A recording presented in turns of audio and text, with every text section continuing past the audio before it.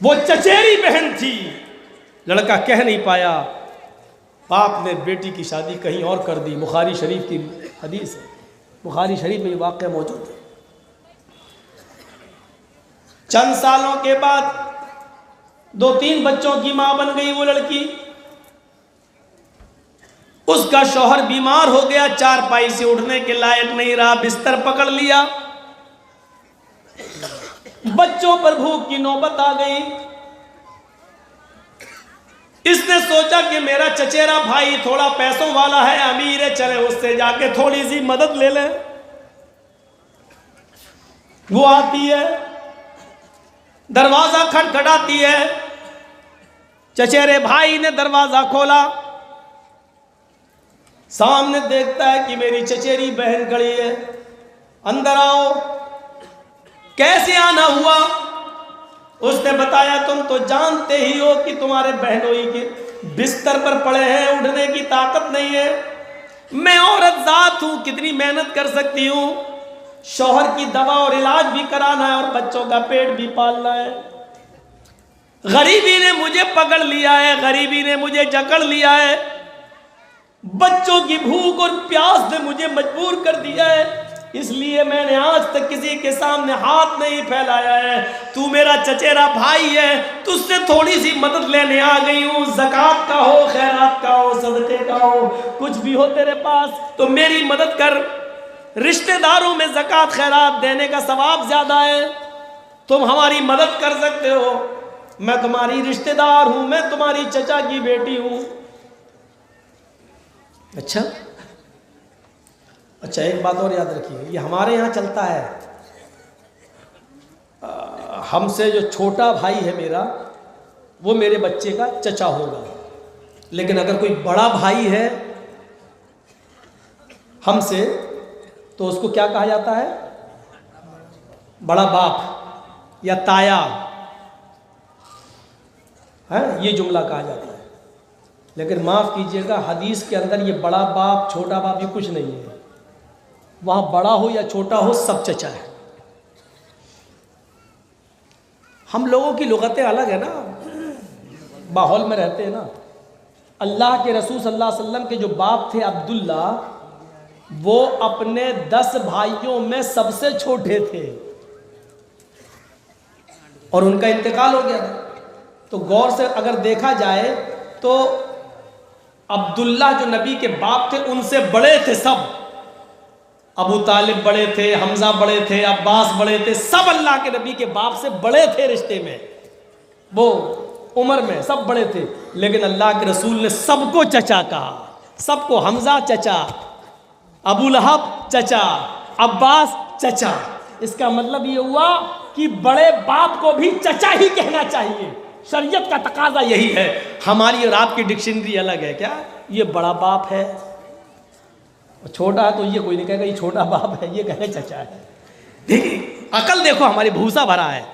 ارے جب ہم سے کوئی بڑا ہے تو وہ بڑا باپ ہو گیا میرے بیٹے کا، لیکن ہم سے جو چھوٹا ہے تو قاعدے سے کہنا چاہیے نا کہ چھوٹا باپ، تو چھوٹا باپ کوئی نہیں کہتا، نہیں چچا۔ چھوٹا باپ کہنے میں اچھا نہیں لگتا، بڑا باپ کہنے میں اچھا لگ رہا، تو کہنا چاہیے نا بڑی امی۔ اب جو اس سے چھوٹی تو اس کو کہہ رہے چھوٹی امی، تو چھوٹی امی کوئی نہیں کہے گا، چچی۔ یاد رکھیے میری ماں سے بڑی کوئی بہن ہے تو وہ بھی میری خالہ ہے، اور میری ماں سے چھوٹی کوئی بہن ہے تو وہ بھی میری خالہ ہے۔ اسی طریقے سے کسی سے بڑا کوئی بھائی ہے تو وہ بھی میرے بچے کا چچا ہے، اور مجھ سے چھوٹا کوئی بھائی ہے تو وہ بھی میرے بچے کا چچا ہے۔ اس کو بدلنے کی کوشش کرو اگر رواج بنا سکتے ہو ایسا۔ تو اسی لیے میں کہہ رہا ہوں چچیری بہن چچیرا بھائی، کیونکہ دونوں ایک دوسرے کے چچا، چاہے چھوٹا ہو چاہے بڑا ہو، بڑے ابا کی بیٹی بڑے، یہ کچھ نہیں، چچیری بہن چچیرا بھائی۔ تو کہتی ہے کہ میں تیری رشتہ دار ہوں، جو بھی دینا چاہے دے دے۔ اس نے کہا ہے میری چچیری بہن، آج میں تم سے اپنے دل کی بات کہنا چاہتا ہوں۔ جی بولو بھائی کیا بات ہے؟ آئے میری بہن، میں نے میں تم سے بے حد پیار کرتا تھا، شادی سے پہلے بھی میں تمہیں دل و جان سے چاہتا تھا، میں تمہارے ساتھ نکاح کرنا چاہتا تھا، لیکن میں نے سوچا کہ ابھی تمہارے ابو تو کچھ ٹائم لگائیں گے نکاح کرنے میں، کوئی اچھا موقع ہوگا تو ہم دیکھ کر ان سے بات کر لیں گے یا تم سے ہی کہہ دیں گے، لیکن ایسا موقع نہیں آیا، اور ایک دن پتہ چلا کہ آپ کا رشتہ طے ہو گیا اور نکاح کر دیا گیا۔ اس دن مجھے بہت تکلیف ہوئی، لیکن اے میری چچیری بہن، محبت مجھے آج بھی ہے تم سے۔ اب نکاح تو میرے ساتھ نہیں ہو سکتا کیونکہ تم کسی اور کے نکاح میں ہو، لیکن ہاں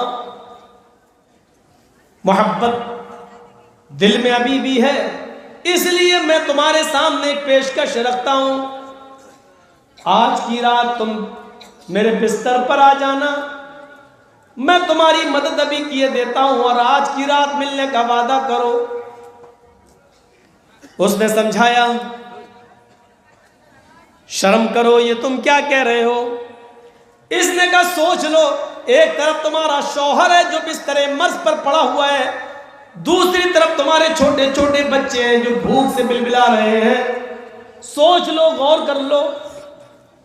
وہ مجبور تھی، بچوں کی بھوک اس پر دیکھی نہیں جا رہی تھی، شوہر کی بیماری نے اس کو مجبور کر رکھا تھا۔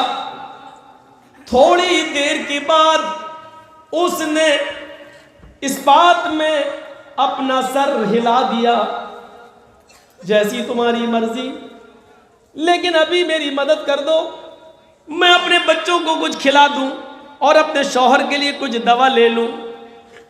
اس نے کچھ درہم اس لڑکی کو، اپنی چچیری بہن کو دے دیے، کہیں ذکر ہے 60 درہم دے دیے۔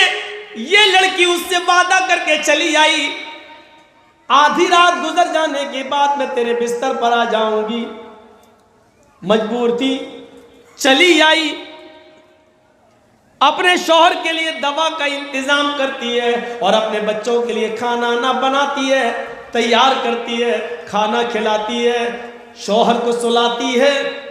دیکھ لیا کہ بچے بے ہوش پڑے ہیں، شوہر بھی گہری نیند میں بیمار ہے، جو دوا کھایا ہے اب صبح سے پہلے اس کی آنکھ نہیں کھلے گی، دل پر پتھر رکھتی ہے اور پھر چل دیتی ہے کہ میں نے جو وعدہ کیا تھا اپنے وعدے کو پورا کراؤں، شاید پھر کبھی ضرورت پڑ جائے پیسے کی، درہم و دینار کی، تو وہی میرے کام آئے گا۔ دروازے کو دستک دیتی ہے، اس کو تو نیند ہی نہیں آ رہی تھی، وہ تو انتظار میں بیٹھا ہی تھا۔ دروازہ کھولا، اس نے فوراً ہاتھ پکڑ کر اس کو اندر کھینچ لیا اور پھر دروازہ لگایا، اور پھر وہ اس کے قریب آ کر کہتا ہے آؤ اس بستر پہ آؤ، تم نے آنے میں کچھ تاخیر کر دی۔ یہ بیچاری کھڑی ہے، تھرا رہی ہے، یہ کہتا ہے کہ ادھر آؤ، یہ کانپ رہی ہے۔ اس نے کہا جب تم صبح آئی تھی تو تمہاری یہ حالت نہیں تھی، اور اب تم کانپ رہی ہو، تھرا رہی ہو۔ ارے ابھی سے کانپو گی، تھراؤ گی تو آگے کا مرحلہ کیسے طے ہوگا؟ ابھی تو ہمیں اور تمہیں آج کی رات ہمیں تمہارے ساتھ، تمہیں میرے ساتھ گزارنا ہے، آگے کے مرحلے بھی تو طے کرنا ہے۔ یہ تم نے اپنی کیا حالت بنا لی ہے؟ وہ ڈرتی جا رہی ہے، اس کے چہرے کا رنگ بدلتا جا رہا ہے، سرخ ہوتا جا رہا ہے۔ جب دیکھا کہ وہ اپنی جگہ پر کھڑی ہے تو یہ اس کی طرف بڑھتا ہے اور اس کا ہاتھ پکڑ کر کہتا ہے آؤ نا، چلو نا بستر پر۔ جیسی اس نے اس کا ہاتھ پکڑا، اس لڑکی نے اپنے چچیرے بھائی کا ہاتھ ہٹاتے ہوئے کہا اتق اللہ یا ابن عم، بخاری کے الفاظ، اتق اللہ یا ابن عم، آئے میرے چچا کے بیٹے، آئے میرے بھائی، یا ابن عم، آئے میرے چچا کے بیٹے، آئے میرے بھائی، اتق اللہ، اللہ سے ڈر جا، یا ابن عم اتق اللہ، آئے چچا کے بیٹے اللہ سے ڈر جا۔ تو اس حد کو کراس کرنے جا رہا ہے جو تیرے لیے حلال نہیں ہے، تو اس مہر کو توڑنے جا رہا ہے جو تیرے لیے جائز نہیں ہے۔ آئے میرے چچا کے بیٹے، تیری اس بہن نے آج تک کسی غیر مرد کو نظر اٹھا کر نہیں دیکھا، بستر پہ سونا تو دور، نظر اٹھا کے نہیں دیکھا۔ میری مجبوری مجھے تیرے پاس کھینچ کے لائی۔ ایک رات کے چند لمحوں کے انجوائے کے لیے، لذت کے لیے میری پوری زندگی کی عبادتوں پر پانی مت پھیر۔ آئے میرے چچا کے بیٹے، اللہ کے عذاب سے ڈر جا، جہنم کی آگ سے ڈر جا، قبر کے عذاب سے ڈر جا۔ آئے میرے چچا کے بیٹے، اللہ کا خوف اپنے دل میں پیدا کر۔ صرف ایک ہی جملہ بولا، اتق اللہ، اللہ سے ڈر۔ اللہ اللہ نکلتے ہی کانپ گیا۔ جس نے پوری زندگی گناہوں میں گزاری ہو، لیکن آج اس کے سامنے اللہ کا لفظ اس اسٹائل میں آیا کہ وہ کانپ گیا اور کہنے لگا، میری بہن تم ٹھیک ہی کہہ رہی ہو، تم تو ایک کام پر، اور وہ بھی ابھی کیا نہیں ہے، تم تو ایک غلط کام پر، حالانکہ ابھی وہ تم نے کیا بھی نہیں ہے، اتنا ڈر رہی ہو۔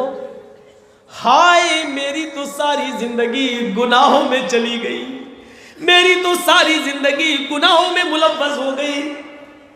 تم تو ایک کام پر اتنا ڈر رہی ہو، حالانکہ وہ کام ابھی تم نے کیا بھی نہیں ہے، اتنا ڈر رہی ہو، کانپ رہی ہو، مجھے کتنا ڈرنا چاہیے۔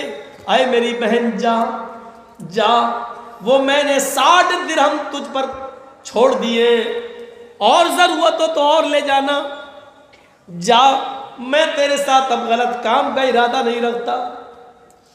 کہنے لگی، کیا یہ میرا وہی بھائی بول رہا ہے جو ابھی میرے جسم کے ساتھ کھیلنا چاہتا تھا؟